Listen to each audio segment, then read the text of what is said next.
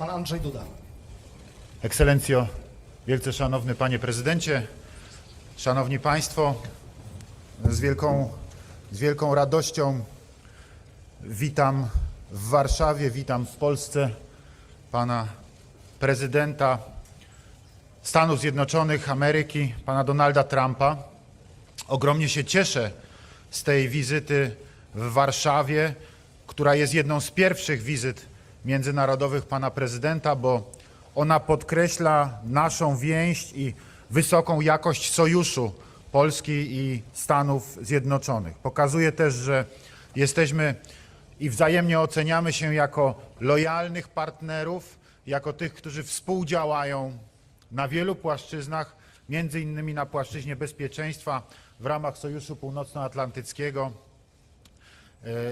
in NATO alliance. And today, this was one of the topics of our discussion that we had during our tete-a-tete meeting with Mr. President, followed by a plenary session of our two delegations. We talked about the presence of American soldiers in Poland. We talked about strengthening security of our part of Europe, including the eastern flank of NATO. We discussed generally the security situation in this part of Europe. Apart from that, we mentioned the situation in Ukraine. We talked about the upcoming Zapad 17 military exercise, which will take place in Belarus. We also talked about contracts connected with the modernization of the Polish armed forces. We discussed the already entered into agreement between Poland and the United States on purchasing Patriot missiles. So we discussed the implementation of the Wisła program. We also discussed the implementation of another program codenamed Homar. We discussed about all the things that will be implemented in the next few years as regards strengthening the security of Poland. Ladies and gentlemen, I am delighted. After these conversations, I have a feeling that the United States is thinking very seriously, and Mr. President Donald Trump is thinking very seriously about Poland's security. He's also thinking very seriously about the United States of America as our loyal ally. The president stressed very strongly the strength of the Polish community in the United States, of our Polonia, of the Polish Americans, whom he met even before elections. And Mr. President, once again, thank you very much for that. Thank you for noticing also the contribution of Polish Americans and Polish people in the development, in the building of the prosperity of the United States of America. But apart from that, ladies and gentlemen, we discussed economic contracts, not only military ones, but also those connected with security. We spoke at length about LNG gas deliveries to Poland. I am really pleased that the first shipment of LNG gas arrived to Poland on the 8th of July from the United States. This has turned out hugely successful. There were no problems whatsoever. There were no barriers to ship that gas to our LNG terminal through the LNG terminal in Świnoujście. This opens up the path to more contracts. I hope that in the near future there will be a long-term contract entered into for LNG gas deliveries from the United States, and that through this we will diversify sources of supply of this hugely important raw material to Poland. In a few moments, together with Mr. President, we will attend the Three Seas Summit, where we will also going to discuss issues pertaining to energy security and pertaining to the development of the transatlantic bond between Europe and the United States. We will also talk about the development of infrastructure in our part of Europe, in Central Europe.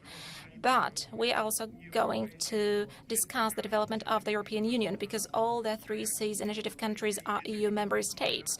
And whenever we talk about the implementation of the cohesion policy, then we are looking at it from the European Union perspective. We want to implement it through the development of infrastructure along the north-south axis to increase competitiveness of our countries and by the same token to increase the competitiveness of the entire European Union. I hope that we'll be able to do that also in cooperation with the United States according to the win-win principle that this is going to be beneficial both from the United States and for our countries. Mr. President, once again, welcome. I'm hugely delighted with your visit in Poland and in my capacity as President of the Republic of Poland. Thank you very much on the behalf of the entire Polish society, of the Polish people, for coming to Poland. Thank you, Mr. President. The President of the United States, Mr. Donald Trump, the floor is yours. Well, thank you very much, President Duda, and for your really gracious hospitality. We've had a wonderful stay. It's been quick, but the people of Poland have been so fantastic. And as you know, Polish Americans came out in droves. They voted in the last election, and I was very happy with that result. So I just want to thank you, and I want to thank them. It's a true honor to be here in Poland. It's a majestic nation. It really is. It's a spectacular place, some of the most beautiful sights that we just saw coming over, really very inspirational. You're rich in history, and you have absolutely an unbreakable spirit. That's something we've learned for over the course of many years.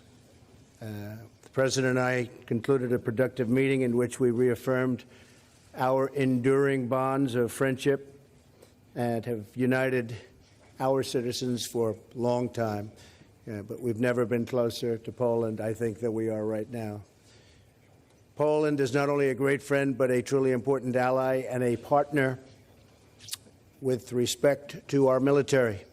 We've had great cooperations with Poland. We fought shoulder to shoulder in many different encounters, particularly grateful for the active role Poland has taken in helping to defeat ISIS, where we've made tremendous strides, tremendous gains, which you'll be hearing about over the next period of time, and other terrorist organizations. Poland's been right there with us by training Iraqi special forces and flying reconnaissance missions, and just about any time we requested, they were there.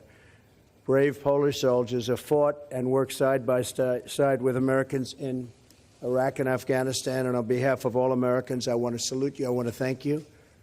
Very, very special people. I also want to thank the Polish people for their kindness to more than 5,000 American troops that are stationed in your country. Our strong alliance with Poland and NATO remains critical to deterring conflict and ensuring that war between great powers never again ravages Europe, and that the world will be a safer and better place. America is committed to maintaining peace and security in Central and Eastern Europe.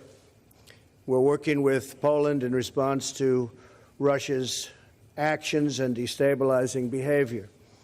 And we're grateful for the example Poland has set for every member of the NATO alliance by being one of the few nations that actually meets its financial obligations. As you know, I've been pretty hard on some of the members of NATO for not, and the money is pouring in, I can tell you.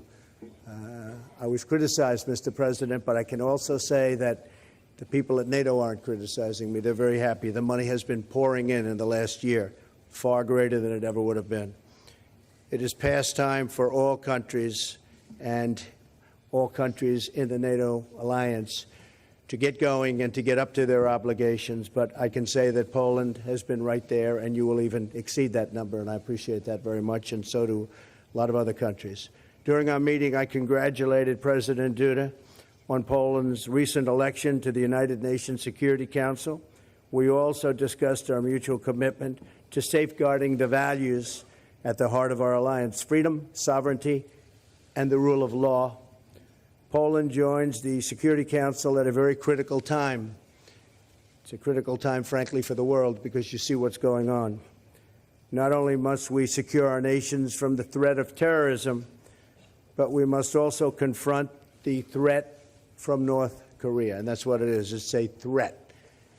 And we will confront it very strongly. President Duda and I call on all nations to confront this global threat and publicly demonstrate to North Korea that there are consequences for their very, very bad behavior. We also discussed the ongoing humanitarian catastrophe in Syria and the need to defeat ISIS and other terrorist groups where they control territory and populations. We have fought very hard and very powerfully against ISIS since I've been president, and we've made tremendous gains, far greater than has ever been made with respect to that group.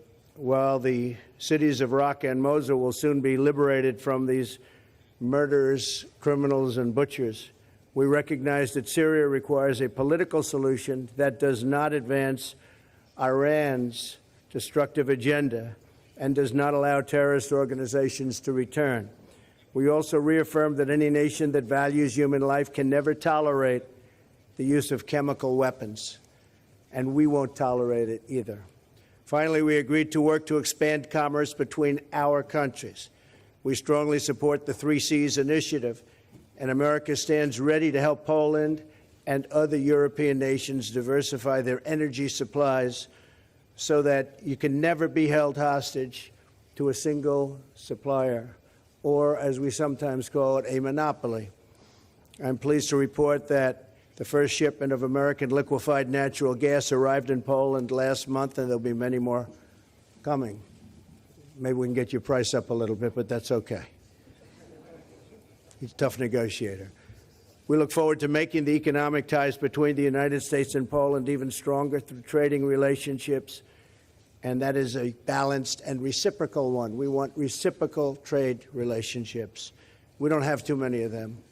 I said before that the United States has made some of the worst trade deals ever in history. That's going to change. That's going to change. The friendship between our peoples dates all the way back to the American Revolution. It's a long time. I look forward to speaking more about these enduring bonds of faith and freedom when I address the entire Polish nation in just a little while. I hear we have a big crowd, Mr. President. It's going to be a big, I think they're showing up for you, not for me, right? We're going to have a big crowd. That's what the word is. So, President Duda, thank you again for welcoming Melania and myself to your beloved homeland. Together, we can make the partnership between our two nations stronger than ever before. Special people, special place, and it's an honor to be here. Thank you. Thank you very much. Dziękuję, panie prezydencie. Teraz mamy czas na 4. Thank you, Mr. President. Now we have time to take 4 questions, 2 from each side. Let us start with a guest from the United States. Is there any question from the U.S. side?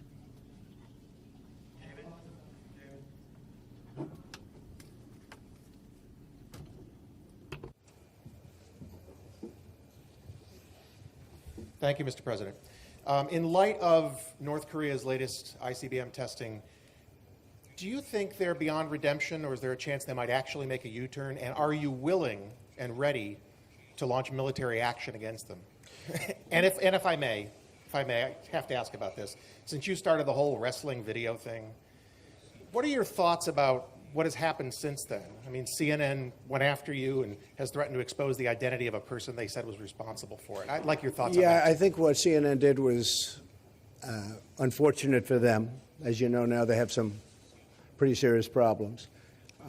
They have been fake news for a long time. They've been covering me in a very dishonest way. Do you have that also, by the way, Mr. President?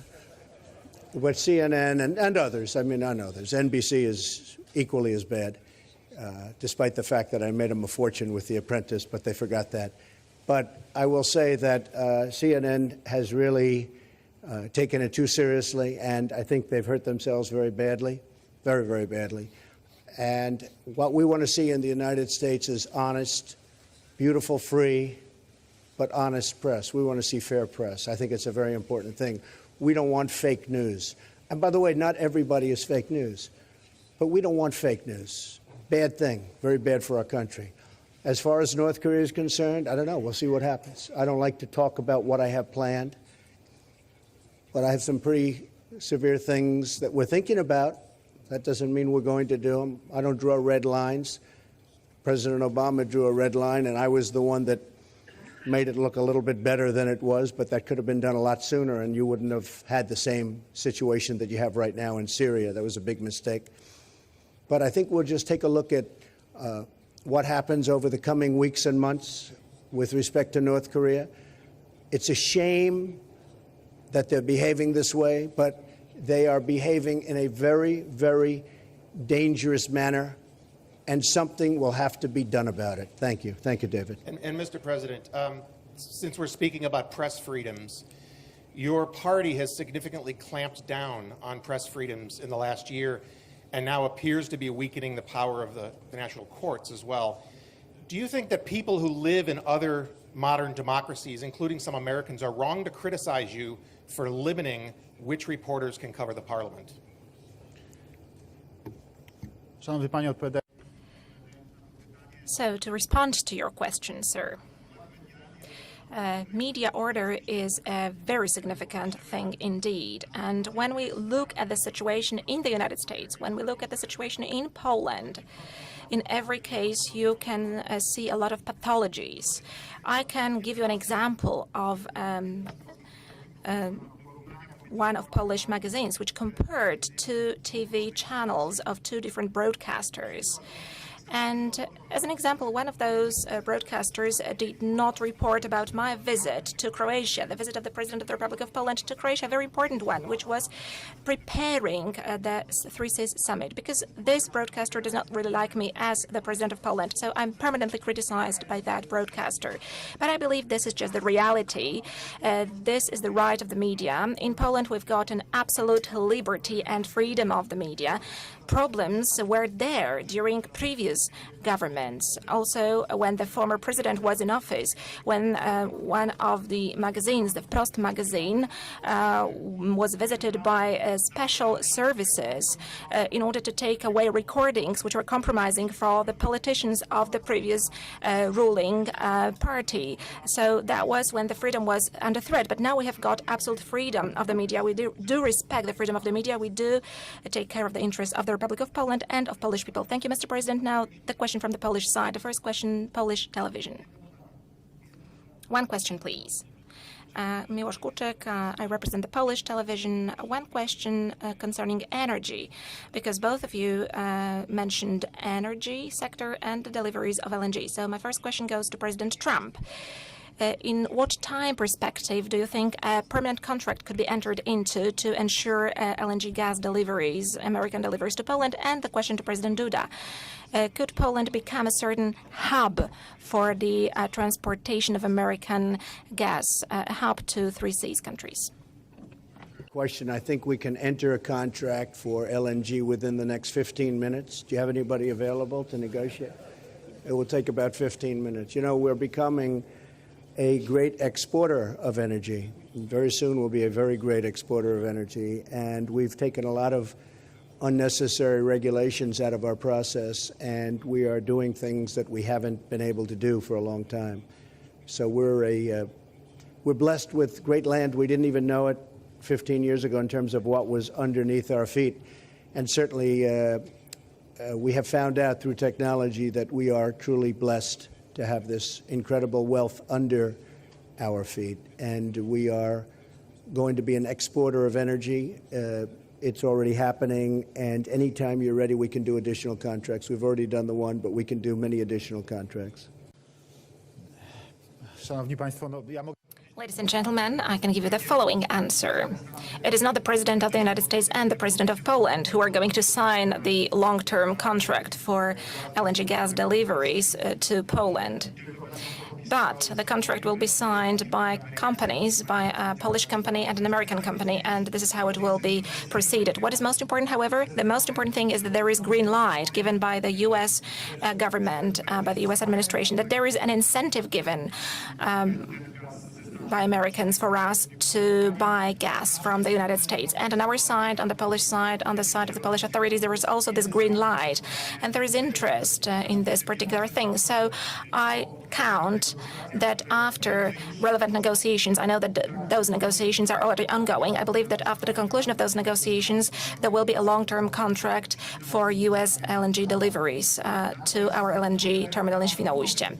And answering the second part of your question, can we become a hub through which gas LNG gas, American gas, will flow to Central Europe? I am convinced that the answer is yes. I'm convinced that the answer is yes, and today we are going to talk about this also under the framework of the 3Cs initiative. This is also connected with the establishment of an energy corridor, of a gas corridor along the north-south axis, but also in the future, this could ensure perhaps alternative supplies vis-à-vis Russian supplies, alternative supplies for Ukraine. This is of primary importance, and this is what we discussed today with Mr. President Trump. I'm convinced that the future is very rosy on this one, very bright, and the contracts will be entered into.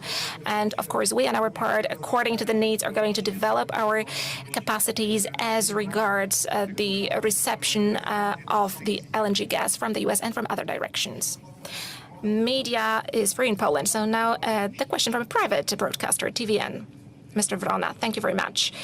A question to both presidents. You mentioned military cooperation. I would like to find out from both of you, presidents, whether during your exchange, were there any concrete guarantees extended concerning the presence of American troops in Poland as long as there is threat from the Russian side?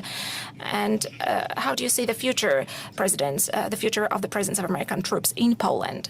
Well, we didn't discuss guarantees, and we weren't really in that position to discuss guarantees, but certainly we've been here for a long time. We have quite a few troops here, up to 5,000, and we will continue to do that, and we will continue to work with Poland, but we did not discuss guarantees, no.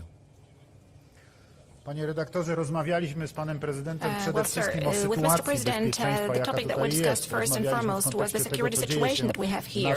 We discussed in the context of what is happening in our part of Europe, in the context of the Zapad 17 maneuvers, which we have already mentioned, and from that point of view, there is no doubt that the presence of American troops and NATO troops in Poland today is absolutely justified from this perspective. If we add to this the situation that we are seeing in Ukraine all the time, then it is absolutely clear. But we are going to discuss it further with Mr. President. We made an initial agreement to meet next year in the White House. We agreed that I will pay a visit to the United States next year. Of course, the details will be worked out later on, but that year is important both for us Poles and for the Polish Americans, because next year we are going to celebrate the centennial of Poland's regaining of independence. And I would like myself and Mr. President to stress together the importance of that year, because this shows the contribution of the Polish people to the welfare of the United States over the last 100 years. And the last question, American media, very briefly please, because the presidents have got to attend the 3C summit in a minute. So perhaps Mr. President Trump is going to select the next journalist asking the question. Thank you, Mr. President. To you first, a two-part question, if I may. Will you once and for all, yes or no, definitively say that Russia interfered in the 2016 election? Well, I think it was Russia, and I think it could have been other people in other countries. Could have been a lot of people interfered. I said it very simply. I think it could very well have been Russia, but I think it could well have been other countries, and I won't be specific, but I think a lot of people interfere. I think it's been happening for a long time. It's been happening for many, many years. Now, the thing I have to mention is that Barack Obama, when he was president, found out about this in terms of if it were Russia, found out about it in August. Now, the election was in November. That's a lot of time. He did nothing about it. Why did he do nothing about it? He was told it was Russia by the CIA, as I understand it. It was well reported. And he did nothing about it. They say he choked. Well, I don't think he choked. I think what happened is he thought Hillary Clinton was going to win the election, and he said, let's not do anything about it. Had he thought the other way, he would have done something about it. So he was told in early August by presumably the CIA that Russia was trying to get involved or meddling pretty strongly with the election. He did nothing about it. The reason is he thought Hillary was going to win. And if he thought I was going to win, he would have done plenty about it. So that's the real question, is why did he do nothing from August all the way to November 8th? Why did he do nothing? His people said he choked. I don't think he choked. So the follow-ups for you on that, Mr. President, you again say you think it was Russia. Your intelligence agencies have been far more definitive. They say it was Russia. Why won't you agree with them and say it I'll was? tell you, let me just start off by saying, I heard it was 17 agencies. I said, boy, that's a lot. Do we even have that many intelligence agencies, right? Let's check it. And we did some very heavy research. It turned out to be 3 or 4. It wasn't 17.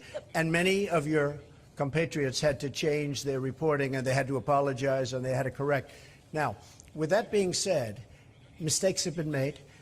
I agree. I think it was Russia, but I think it was probably other people and or countries, and I see nothing wrong with that statement.